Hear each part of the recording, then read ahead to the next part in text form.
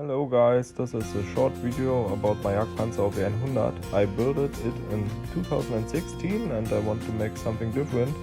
So I had a little project, ripped off some parts, add new parts, and yeah, now it looks some different and I hope you like the result.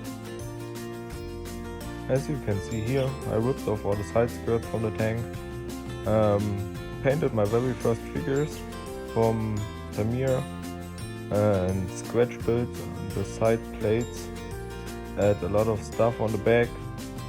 I think it looks pretty cool.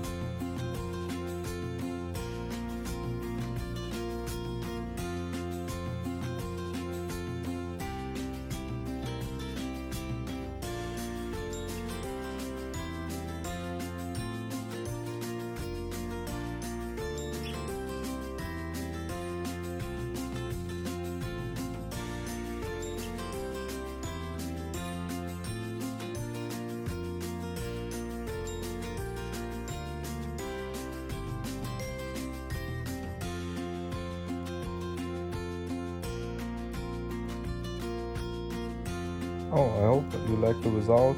I would like if you leave a comment. Thank you, bye.